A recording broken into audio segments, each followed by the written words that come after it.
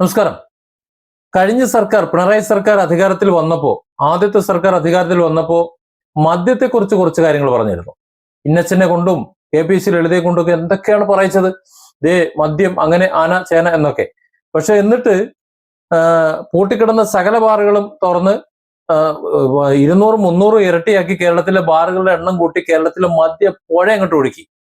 അങ്ങനെ കഴിഞ്ഞ 10 വർഷക്കാലം കേരളത്തിലെ മദ്യ പുഴ അങ്ങോട്ട് ഒഴുക്കി മദ്യത്തിന്റെ തലസ്ഥാനമാക്കി മാറ്റിയ ശേഷം ഇപ്പോ അധികാര കസേര നഷ്ടപ്പെട്ടപ്പോ പെട്ടെന്ന് ഒരു മദ്യവിരുദ്ധ വൈജ്ഞാനിക ബോധം ഉണ്ടായ MP രാജേഷിന്റെ രാഷ്ട്രീയ നാടകം ജനങ്ങൾ പുച്ഛിച്ചു തള്ളുന്ന കാഴ്ചയാണ് ഇപ്പോൾ കണ്ടുകൊണ്ടിരിക്കുന്നത്.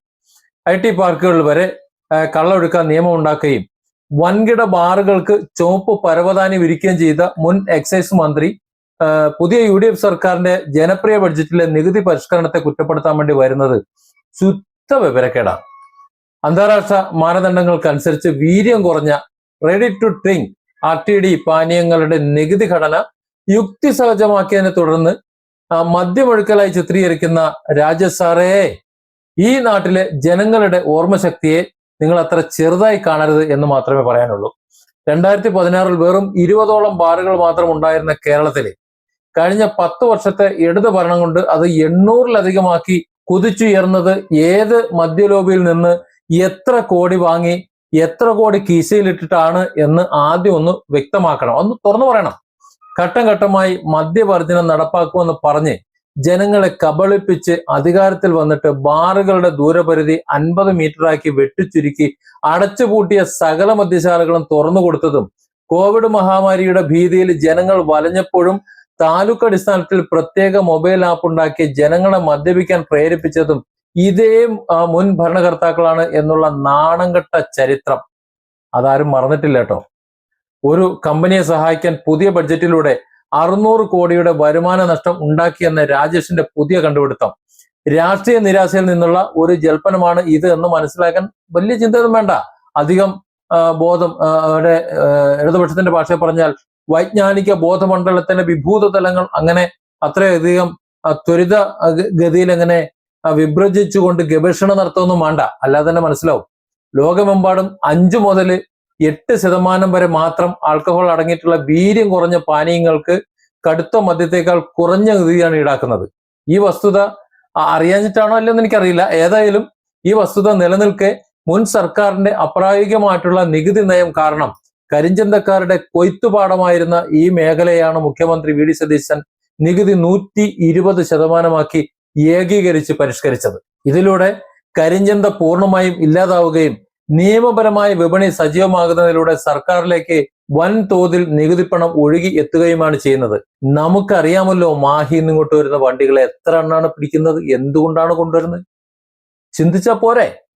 തങ്ങളുടെ ഭരണകാലത്ത് പഴങ്ങളിൽ നിന്നും പച്ചക്കറികളിൽ നിന്നും മദ്യമുണ്ടാക്കാൻ അനുമതി നൽകിയത് കർഷകരെ സഹായിക്കാനാണ് എന്ന് തട്ടിവിട്ടിട്ടുള്ള അതേ രാജേഷ് തന്നെയാണോ കർഷകരുടെ നെല്ലിന്റെ പണം നൽകാതെ അവരെ ആത്മഹത്യയുടെ കയത്തിലേക്ക് തള്ളിയിട്ടത് എന്നുകൂടി ഒന്ന് പറയണം. അല്ലെങ്കിൽ അങ്ങനെ ചിന്തിക്കുന്നുണ്ട് ജനങ്ങൾ.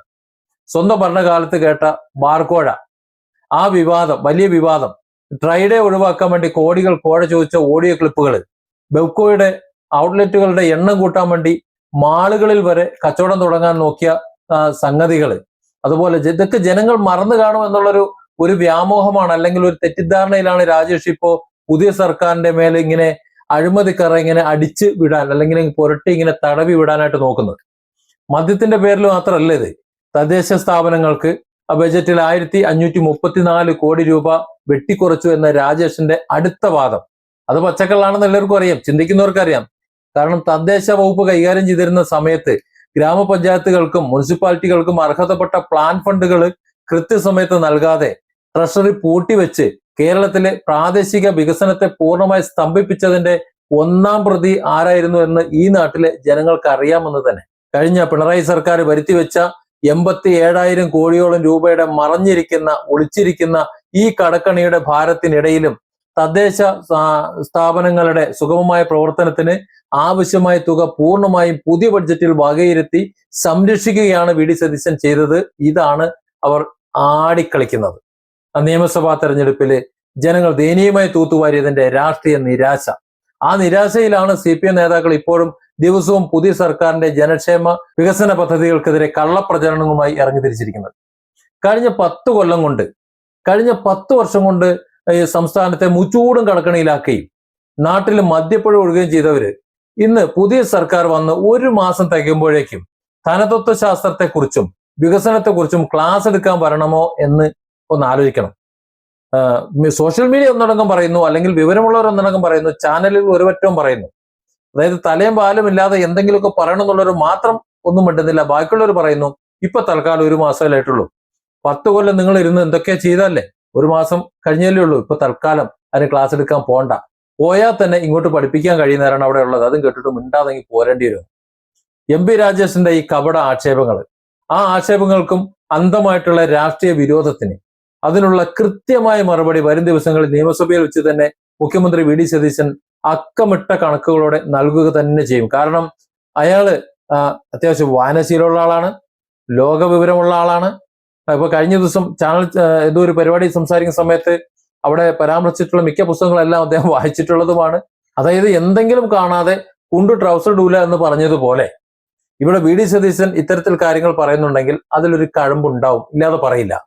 ആ കാര്യങ്ങൾ നമ്മുടെ സർക്കാരിന്റെ കാലത്ത് നമുക്ക് അവതരിപ്പിക്കാൻ കഴിഞ്ഞില്ല, നമുക്ക് ചെയ്യാൻ കഴിഞ്ഞില്ല. എന്നിട്ട് 10 വർഷം കിട്ടിയിട്ടും എന്തൊക്കെയോ കുറെ കാട്ടി ഈ സർക്കാരിനെ അല്ലെങ്കിൽ നമ്മുടെ സംസ്ഥാനത്തെ കടക്കണിയിലാക്കി അങ്ങേയറ്റമാക്കിയിട്ട് ഇറങ്ങിപ്പോയിട്ട് അതെങ്ങനെയെങ്കിലും നികത്തി വീണ്ടും തിരികെ കയറി വരാനായിട്ട് നോക്കുമ്പോൾ അതിന് എതിരെ നിൽക്കേണ്ടത് ഇവരുടെ ആവശ്യമാണ്. കാരണം തങ്ങളെക്കാൾ മോശമാണ് പുതിയ ഭരണ സംവിധാനം എന്ന് തെളിയിച്ചാലല്ലേ ഇനി ഒരു വട്ടം കൂടിയെങ്കിലും CPM അധികാരത്തിലേറാൻ പറ്റൂ. ഇപ്പോഴത്തെ പോക്ക് പോകുകയാണെന്നുണ്ടെങ്കിൽ ഇവിടെ ഈ കേരളത്തിന്റെ അവസ്ഥ എന്ന് പറഞ്ഞാൽ തെരഞ്ഞെടുക്കപ്പെട്ട ആദ്യത്തെ കമ്മ്യൂണിസ്റ്റ് മന്ത്രിസഭ അധികാരത്തിൽ വന്ന ഒരു സ്ഥലമാണ് ലോകത്തെ ഈ കേരളം എന്ന് പറയുന്നത്. ആ സ്ഥാനത്ത് ഈ ഇന്ത്യയില് ഏറ്റവും അവസാനത്തെ CPM മന്ത്രിസഭ, ഇടതുപക്ഷ മന്ത്രിസഭ ഉണ്ടായിരുന്ന സംസ്ഥാനം അത് ഈ കേരളമാണ് എന്നും അത് ആ മന്ത്രിസഭ നമ്മൾ രണ്ടാം പിണറായി മന്ത്രിസഭയാണെന്നും എഴുതി പഠിക്കേണ്ടി വരും. അത് മാറ്റാനുള്ള ബുദ്ധിമുട്ടാണ്, പക്ഷെ നടക്കുമെന്ന് തോന്നുന്നില്ല. Different angles. Don't forget to subscribe and support this channel.